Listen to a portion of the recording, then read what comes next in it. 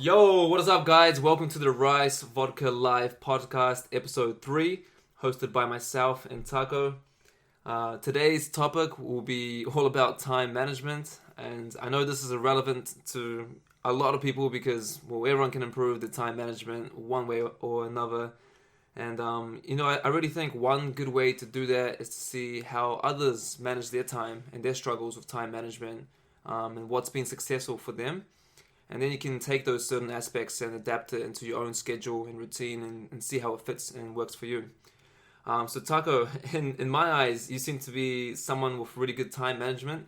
Ironically, you were late for today's podcast.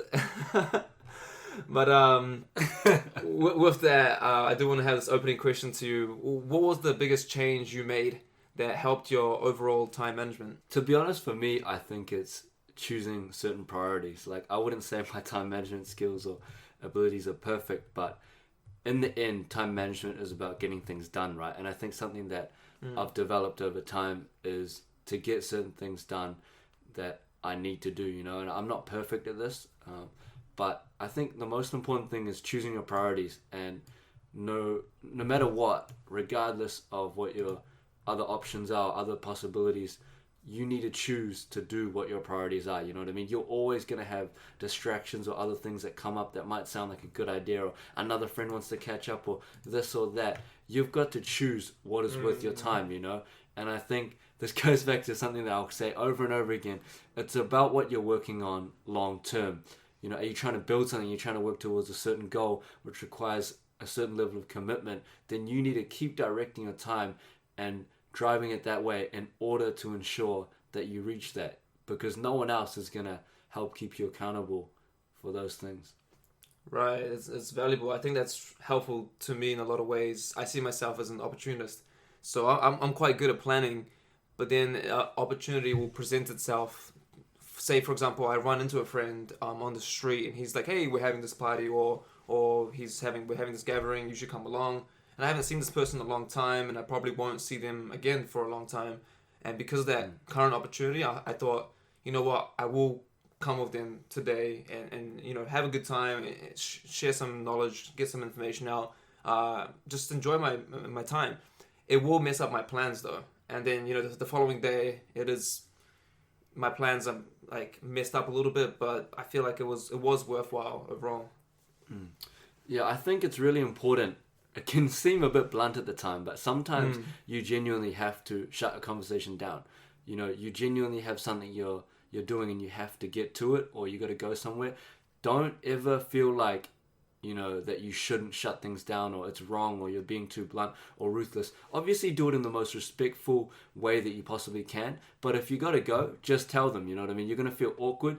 That interaction is nowhere near going to be a quality interaction because you're thinking, oh, I got to go, I got to leave. So why would you waste time and, make it no good for you or no good for the other person when you just need to be honest with your thoughts and just say, I got to go, I got to get out of here, I got something to do, sorry, we'll catch you another time, or, put that sort of thing out there. Okay. Yeah, I definitely agree with you in the sense of you got to make your priorities clear and definitely choose what is more important for you at that given time.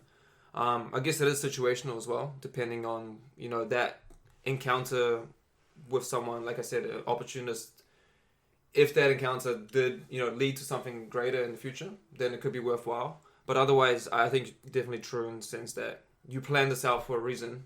So you do have to have those priorities in check, and yeah, I guess learn to say no Definitely. as well. I think saying no is one of the most incredible things that I've done more frequently and has had huge compounding benefit in all sorts of areas of my life, including time management.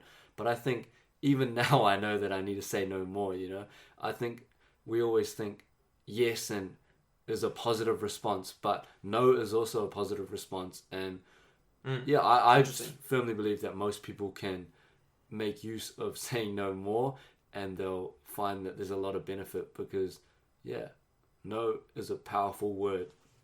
I agree, and sometimes it can be hard to say. It's definitely something useful to learn. Cool. So, Peter, Yes. what should someone do if they feel like they're wasting a lot of their time, or if they've spent a lot of their time in their life, they feel like they've wasted and done not much with it, and they're not productive. How do you think they can get out of this sort of loop? Okay, very good question. I think it's applicable to a lot of people in all aspects of life. I think there was a quote that I really like to use. I'm trying to think of it now. I think it was the best time to plant a tree was 10 years ago. The second best time is now. And so I think you're never too late to make a change or never too late to start improving your time management. It doesn't matter how old you are or what your current situation is. Because you're always going to be thinking, right, oh, I wish I started then, or I wish I was good at time managing at a previous point in time. Or I've wasted so much of my time now. But if you concentrate on that, it's not going to give you any positive feedback. And what you should be doing is be grateful that now you're acknowledging that you have wasted your time, and what are you going to do about that now to fix that, especially going forward. So I think you really have to ask yourself and make those changes for now, really. Yeah. Yeah, I definitely think that it's very easy to look back and think you've wasted a lot of time, or you may literally have. But like all things in life, I love this quote that relates to starting from Adventure Time, actually. Oh. It's Jake the Dog, if you guys have watched that show. It's pretty good stuff. But one of the quotes that he says is, sucking is the first step at getting good.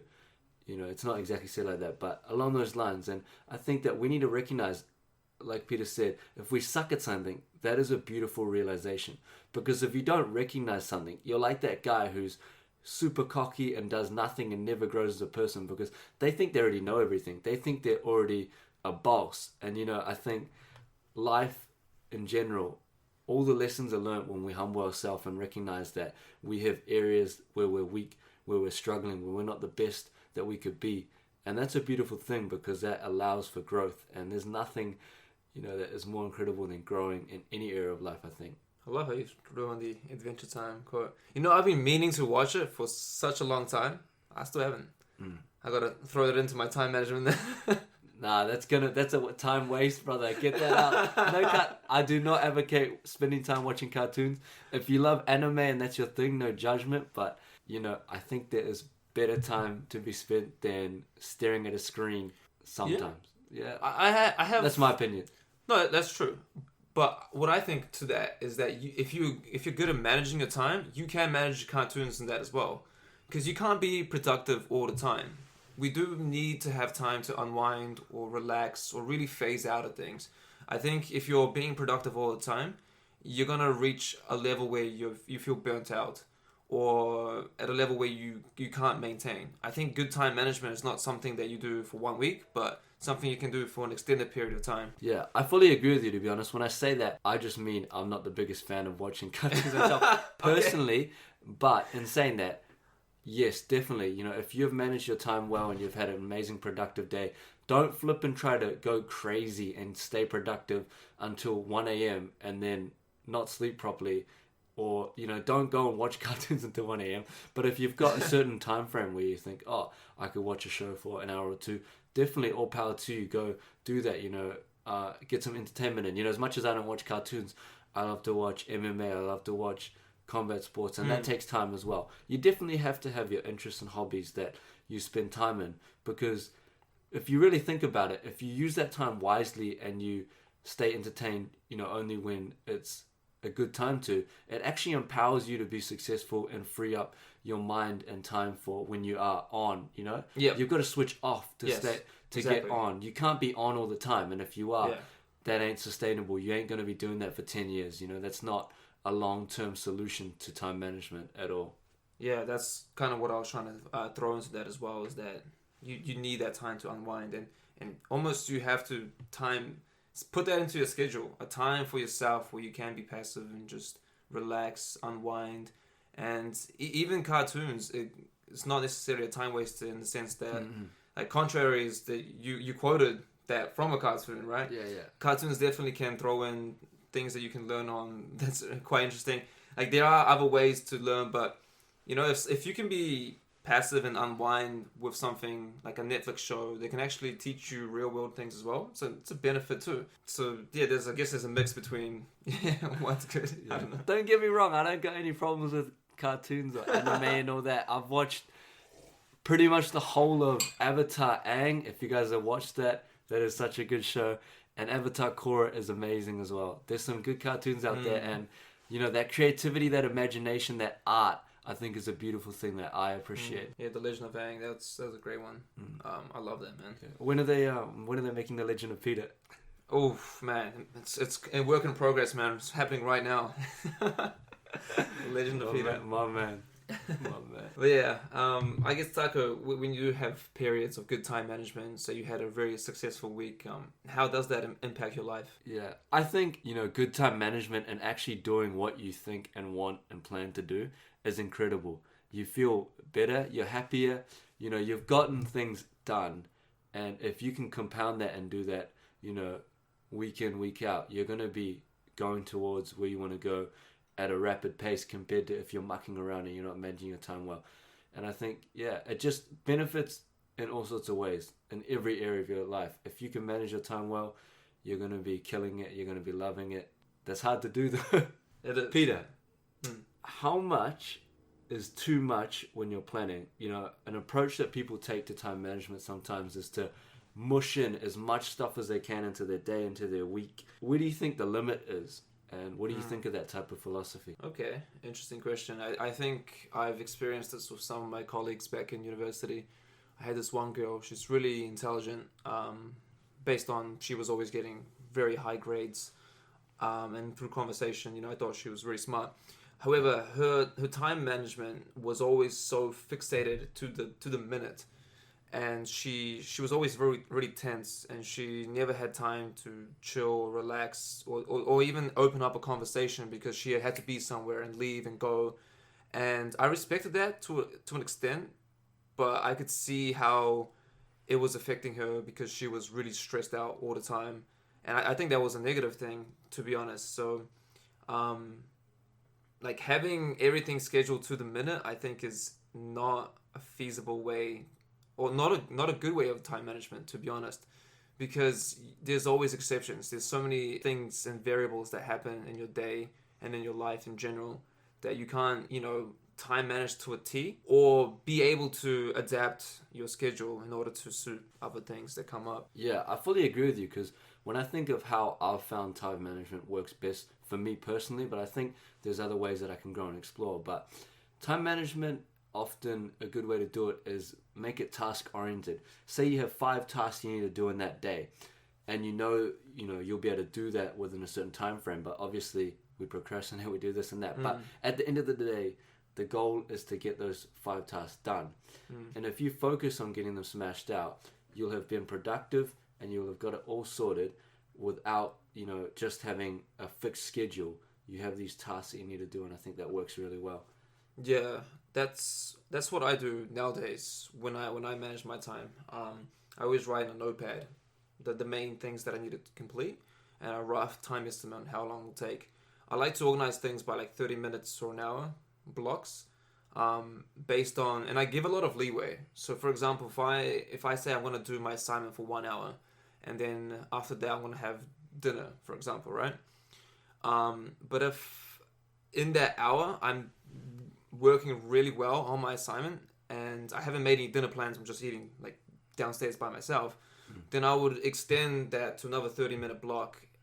Basically, when something is working well, I stick to it and I adapt my schedule based on that, as long as I'm focusing on the main task. So I guess having priorities in your tasks as well is important. Yeah, I like that, because I think with time management and anything in life, you're trying to build something. Momentum is key. Yeah. And sometimes you get into such a flow, some people call it a flow state, where you're just going hard and you're doing really well at completing a task.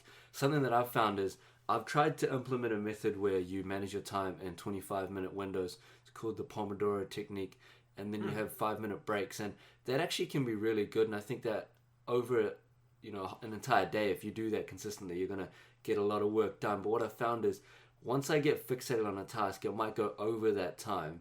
And if I just restrict myself to cap off there, then it can be very limiting. So I fully agree with you that when you're smashing a task and you're going well, stay on that track. Keep the momentum, smash that task, and then you can go and do something else once you've brought that to completion.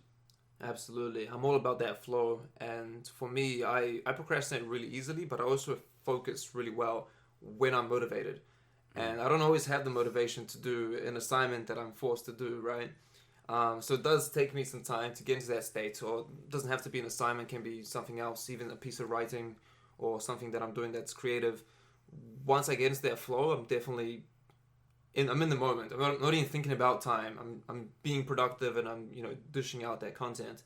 And that what you mentioned is the Pomodoro Technique. Is that Pomodoro? I'm gonna look that up because I've been doing something similar to that Yeah. without actually knowing that technique. So I'm curious. I want to check that out and see how I can perfect that. Yeah. If you guys want to check that out, there's some really good online Pomodoro timers out there. There's actually one that I use on my bookmarks called Tomato Timer. So check that out. It's pretty good. Tomato timer. Yeah, it's some good stuff. Okay. Cool. What have you applied in your life that you think has helped you most with time management? Genuinely, day in, day out, been something that maybe it even has become a habit at this point, but what's been really impactful for you in terms of managing your time? I would say that more or less that Pomodoro technique is that I always, in my most productive days, I always will actually have a plan. Like usually what I would do in a day, which is not effective, is I'll plan things out in my head, which has room for many errors. Whenever I actually write down a plan, if it's on my notes or if it's on my computer or somewhere, it becomes more structured and scheduled. But let's say if I'm at home trying to be productive on a certain essay I'm writing or assignments or any creative things, biggest thing that's helped me, and I always do, is I'll put like a 30-minute timer on. And then as soon as I click start, then that's that block of 30 minutes. And then I'll start, right? And then let's say, for example, I'm productive for 10 minutes and then I'll go on Facebook or something else and be distracting. When that timer hits, it starts buzzing, and then I know in that 30-minute block what I did. And usually it's quite a lot. If not, if I procrastinated, then I'm like, oh my goodness, like I just spent this whole block and all I did was procrastinate. That motivates me for the next 30-minute block when I timed that to be more productive. And it's like in some way of blackmailing. I don't know. That's what helps me, to be honest. Yeah. So, Taco, how about you, I guess? What are 3 main tips that you can give that will help someone listening right now to manage their time better? Okay, 3 tips. Tip number 1 would be definitely set your priorities. You only have so much time, so you have to choose to do the things that are most important. Number 2, honestly, is when you're thinking about time, you have that split second where you make a choice and a decision sometimes when you're doing something. Always make the hard choice if you're trying to manage time, because managing time is flipping hard, and I can tell you that a good way to figure out whether you're going in the right direction is to make the hard choice, because the easier one is usually always going to be the route where you're going to waste time or it's not as productive, I find usually. What do you mean by hard choice? The option that's more difficult. So it's obviously more difficult. Say an example would be if I'm doing something where I need to write an email or I need to get a certain task done. The harder choice is for me to just smash that task out and get it done straight away instead of going onto another tab or clicking on something or searching something on the internet that's irrelevant, or procrastinating. So in that moment, choose the harder option.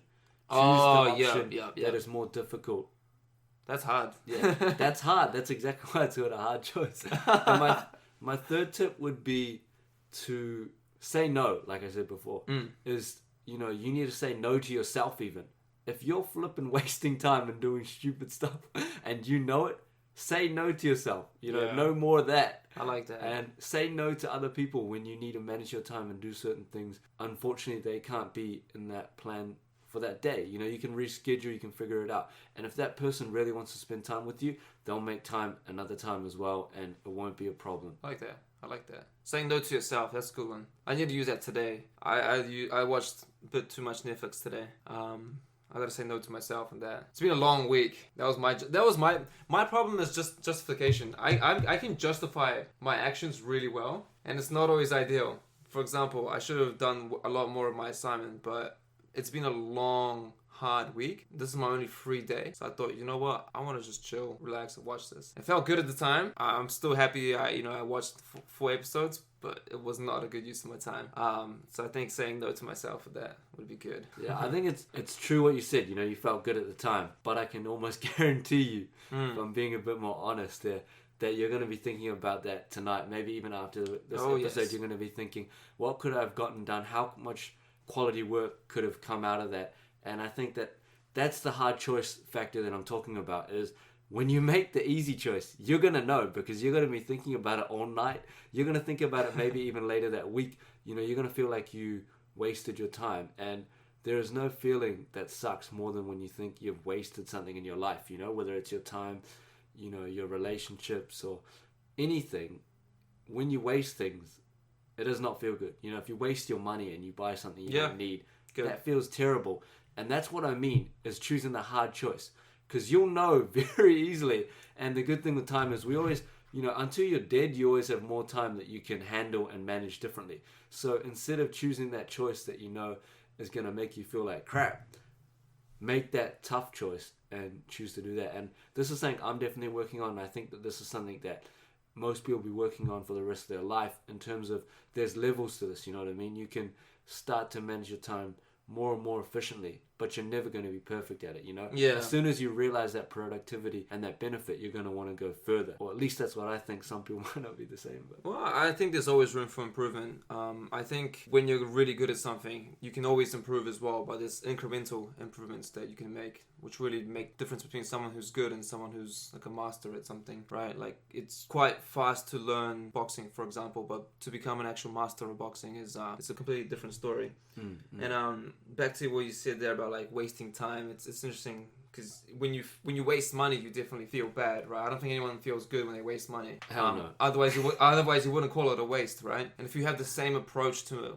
wasting money with wasting time, that's interesting how you can kind of see exactly how important time is and how important money is, and how time is money as well, kind of thing. So I guess in Taco, when you do have a planned schedule for the day or for the week, but it doesn't work out, how do you make up for it? Okay, I think that sometimes it can get so bad where you've got so much you to make up for, you're just flipping panicking, that you've realized that you haven't done any of the things you need to do. I go back to that point where you need to select some priorities and smash out those must-dos. You must do this by tomorrow. Then flip and do that. You must do this by next week. You got to get on top of that and do the things that are at hand, that must be done right away, or are the most immediate things that you need to deal with. And then generally, I find that you get to figure out the rest, and hopefully you get to get a ramp of productivity and get back on track. Otherwise, keep focusing on the most important task, because if you don't, they're not going to get done. And if they don't get done, well, I'm sure there's going to be consequences, because there's a reason why they're the most important task. Right, absolutely. It comes back to prioritizing. I think it's such a key factor, because having it's like having goals, for example. We all have goals that we want to achieve, but you can't have every goal on equal basis. One would be slightly more than the other, and then listing those priorities is a good way to start, to really visualize what is fundamentally important for you and how you can manage your time accordingly to the top priority.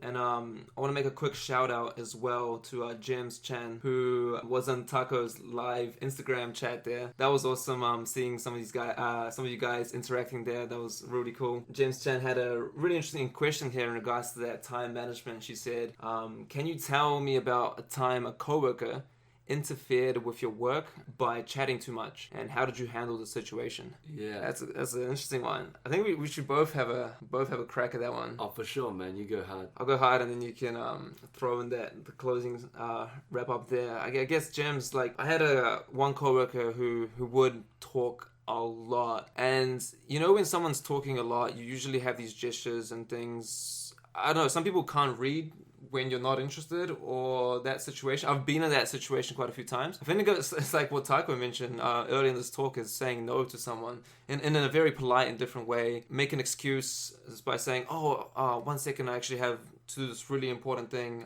Let's have this conversation a little bit later, maybe in lunchtime. Try play it off indirectly or something like that. That's how I have handled situations like that before. I don't know, Taco, what have you done? Yeah, I think it's definitely a matter of being fairly honest and conveying, in words, because you can try to convey in gestures, kind of start to pull away from the conversation, start to turn towards your computer again, but usually they keep talking because, you haven't really shut down the conversation in a formal way. So I think sometimes you just have to say, sorry, I've got to work on this task, I've got to get this done. I can't talk at the moment, to be honest. And then they'll understand usually, and if they're offended, well, that's on them. You can't stop someone from being offended sometimes. And honestly, when you're honest and you do the right thing and someone gets offended, that ain't on your shoulders. You're not responsible for everyone's emotional well-being or how they feel about themselves. You got to do what's right, because if you don't, maybe you get fired, or maybe there'll be some repercussions. You got to do what's right and important for you at the time, especially in your job. Right, absolutely. And everyone handles it in different situations. I think if you're quite a shy person, I think this works all the time. You could be like, 1 second, or give me a second, I'll get back to you.